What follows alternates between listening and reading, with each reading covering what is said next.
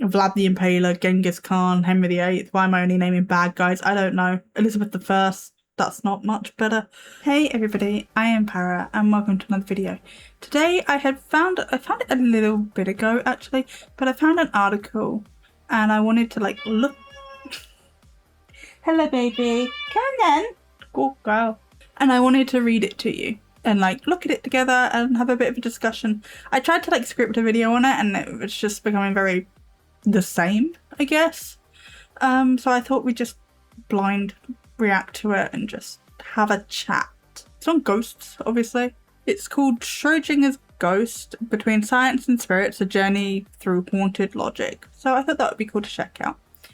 And if that sounds interesting to you, then go get a drink. I have not enough water. I will get more. But go get a drink, consider getting a snack, consider liking the video, consider subscribing, and bye. And I will see you over the other side. Okay, so this is the article. It's by Ann Selene. Don't know who she is.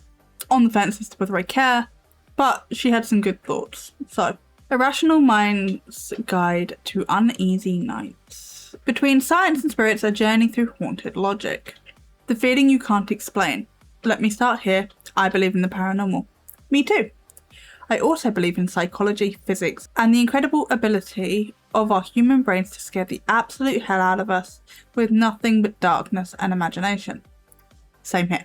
Also believe that. But I build a channel around. I sit somewhere in the squiggly, foggy middle, both open and analytical.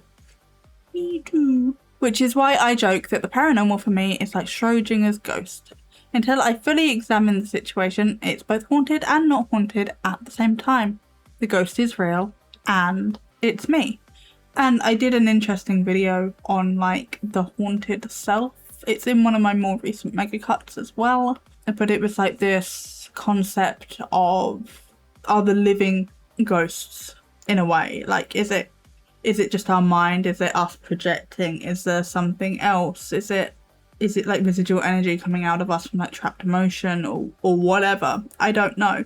But more recently I've been doing research into the origin of ghosts, and the origin of ghosts isn't coming from one place. We have these ghost stories all across ancient cultures, all across the world.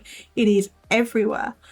But there's a particular historian called Irving Finkel who looks into ancient Mesopotamia, Babylonia, the very early Bible, all that sort of thing.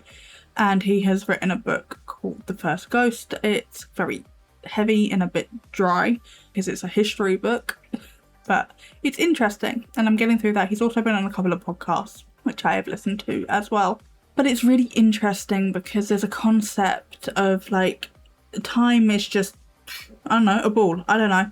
And they had this concept back in ancient Mesopotamia, right? Pre-Jesus.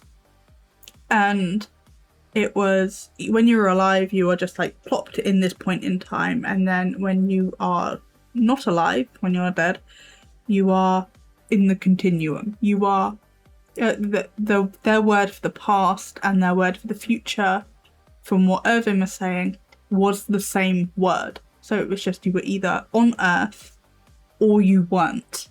There wasn't this, And I just find that really, really interesting as a concept, especially when we can apply it to modern day paranormal activity or whatever, I guess, or paranormal experiences, and how we can try and find the actual paranormal in amongst all the fluff and all the fakery and the exaggerations and the misinterpretations and all the rest of it. But let's continue. The house that whispers and creaks and groans. Living in a 100-year-old house is becoming an echoey masterclass in context. Old houses talk, they settle, they wheeze.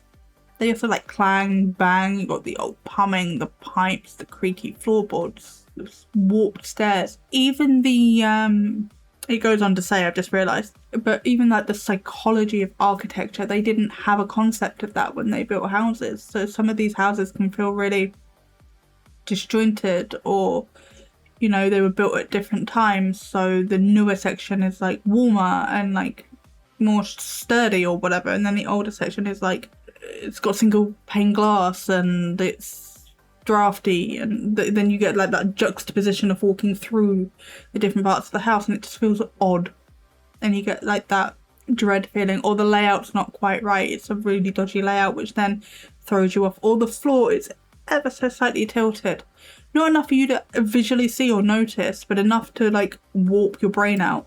And this, I want to do like a video on the psychology of architecture on its own, but that's a very heavy topic, but it's fascinating, and nobody, or next to nobody, ever considers this in cases of haunting, which I think is interesting as well, because surely the environment itself should also be examined for everything, including the architecture.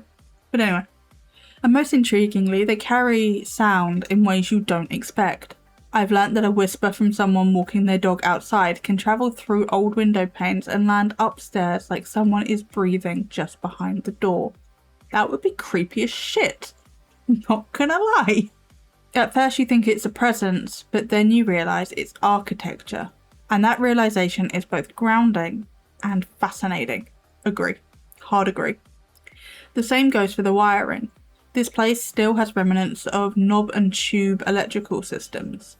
Electricity's charming but unpredictable great-grandparent. They're not illegal but outdated. They leak EMF in ways modern systems don't. And high EMF exposure, well, I've learnt that can cause nausea, headaches, insomnia, and yes, the classic sensation of being watched. I have heard things on both sides of this. I have heard that it does cause that, but then I've also heard it doesn't cause that, so I don't know if it causes that. And I'm just gonna leave that one there. So now I ask myself, is it a ghost, or is it 1920s voltage in a modern nervous system? Which I think is a very good question to be asking as well. When the floor isn't flat and neither is your balance, which is what I just touched on earlier actually. One of the wildest things I've learned recently is how subtly warped walls or slanted floors can completely mess with your body, even when your eyes don't catch it. Which is also why like fun houses and like haunted houses at like attractions and stuff will warp the floor as well. Like it's this thing that, you know, is done in attractions. And you don't really think about it, like this old Victorian or even older building is gonna have a bowed, crooked floor. I mean, I don't think a single wall in most old houses was straight, let alone the floor, you know? Oh, okay. Are you sitting on me? You're supposed to be on the cat cam. You're supposed to be on the cat cam. In many older buildings, time and moisture shifts foundations ever so slightly. You might not notice anything just standing there, but if you place a marble on the floor and it rolls away, like it's got somewhere to be, you've got your answer, which is a very good point. And your body, it's noticing. Even slight shifts in the level can throw off your vestibular, I think, system. The part of your inner ear that keeps you balanced and oriented in space. The result? Unease, dizziness. That vague, disoriented feeling can't quite place. And in the dark, when your senses are already working overtime, that unease gets translated as a presence. It's not your imagination, it's your equilibrium going, this place doesn't feel quite right, and your brain is filling in the rest. Which I think is really important to address. Because, look at her, she's making cookies. You're so cute. Oh, you immediately stopped. Your brain fills in gaps. It can't scan everything all the time, and it doesn't have all the information all the time. So your brain will be like, oh yeah, this point and this point, they're connected, even though they're not. This is why we make assumptions. This is why two different people can have very different perspectives on the same event. We're all operating with different brains and different ways of perceiving things, which again is really interesting. Sometimes the haunting isn't from the spirit world, it's from your own nervous system trying to decode the quiet, crooked angles of a space long shaped by time. Which is why I'm always banging on about the nervous system, and I'm actually trying to work on a video to do with that, which, I mean, it's kind of harder than expected. Like, I know the things, but it's finding the research and also explaining it in a way that makes sense and I'm struggling. After dark, a one-woman haunting.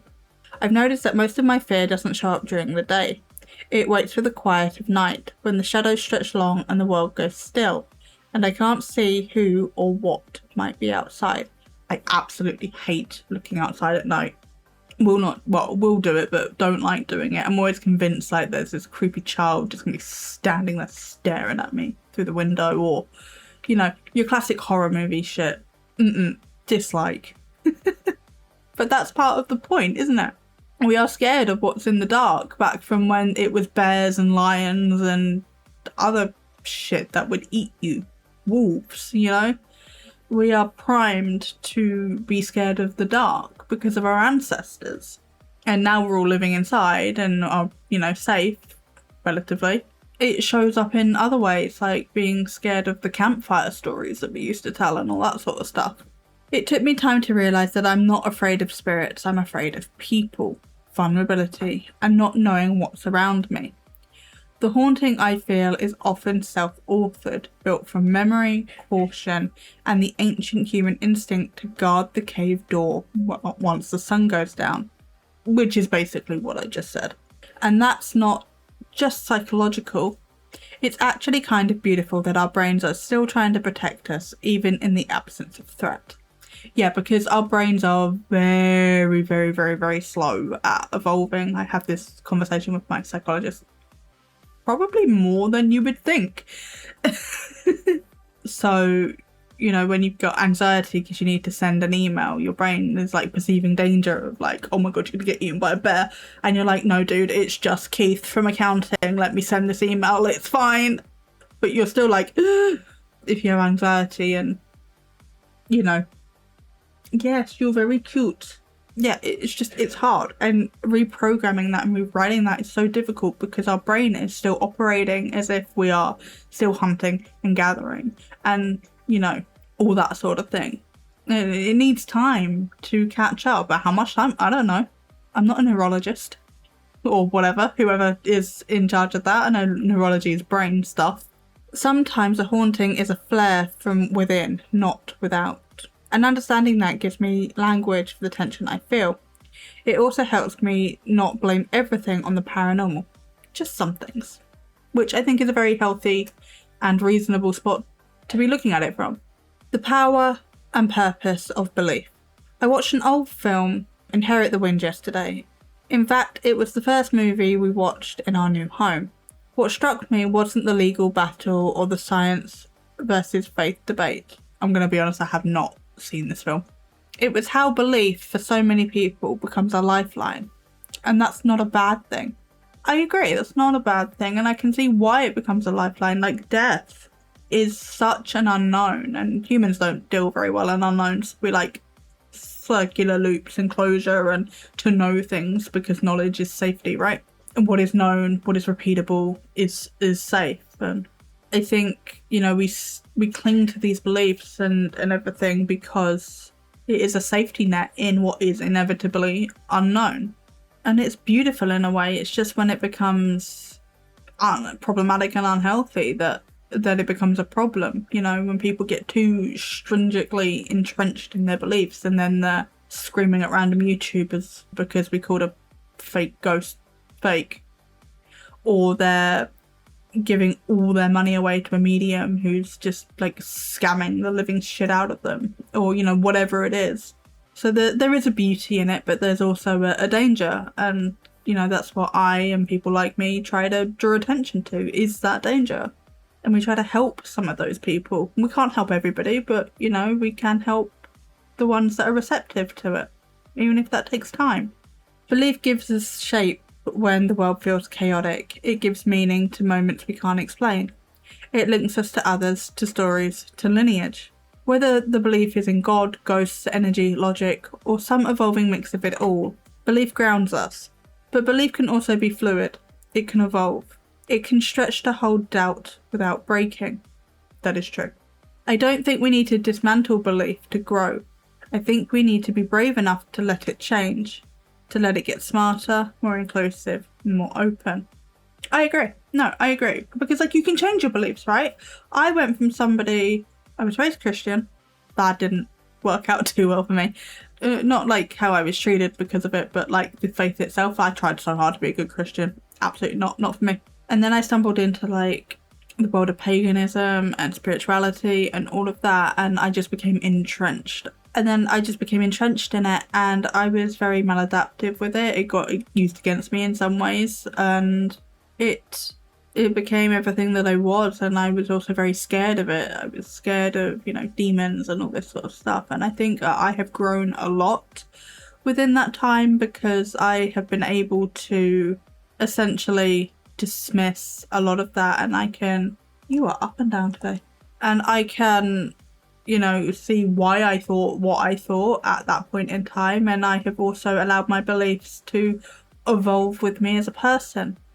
So I think the ability to evolve your beliefs is also very important. If you have a belief and are just like, no, this is my belief, fuck you, I'm not changing it, that's inherently problematic in my opinion. In my work, I hold space for both the sacred and the skeptical, for the person who prays and the person who studies voltage, because most of us are both, and both are valid. I agree. Closing the circuit. I still believe the paranormal is real. Same.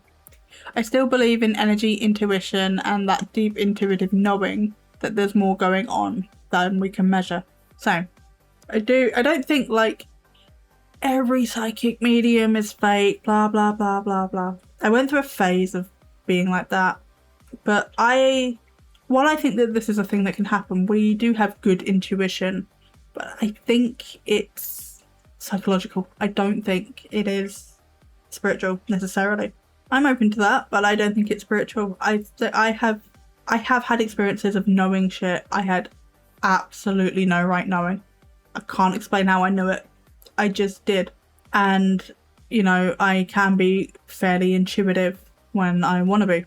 And, you know, you can walk into a place and feel its history and everything. I believe in these things, but I also don't think anybody has a direct line to spirit 24/7 or whatever and can just like call up Vlad the Impaler, Genghis Khan, Henry VIII. Why am I only naming bad guys? I don't know. Elizabeth I, that's not much better. She was a good, well, subjective for the time, but she was better. Name a good person. Joan of Arc. There we go. Anytime they feel like it.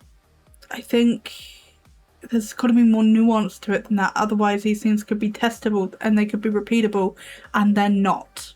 So, while I believe there is still some truth to it, maybe there is something that we're not seeing, that we're not testing for, that we don't know how to test for, or whatever. But I don't think the majority of what you see, you know, online with these mediums and all the rest of it is legit. But I also believe in warped floors and EMF, and how incredibly clever and protective the human brain can be when it senses something's off. Sometimes we are the ghosts. We are the energy shift. We are the reason the room feels different. That doesn't make the moment any less sacred. It makes it more human. I agree. I wholeheartedly agree with that. So next time you feel that shadow on your back, pause. Check the EMF, check your emotions, check for slanted floorboards, and open yourself to both answers. Because maybe the haunting is real, or maybe, just maybe, you're the one who turned off the lights. And I adore that. I adore this article. I know it doesn't like go very much in depth with anything, but I think it's beautifully written and it explains a lot of those key concepts that I am basing my channel on, which is why I wanted to read it to you and why I wanted to share this with you. So yeah, let me know what you think down in the comments below. Do you agree with me? Do you not agree with me? Why? Let me know. Tell me how adorable Umbra is. The kitty. Do you like the cat cam? I like the cat cam, so it's staying, but like, do you like the cat cam? Anyway, it's a shorter video this time. I didn't dyslexic too hard today, so that's great. But yes, let me know your thoughts down in the comments below. If you like this video, maybe check out another video. If you didn't like this video, I don't know why you're still here. This is a mess. This is some of the other content that I make. And I have rabbited at you for long enough, so I'm going to leave you to the rest of your day now. I hope it's a good one, and I will see you next time. Bye! That's the story.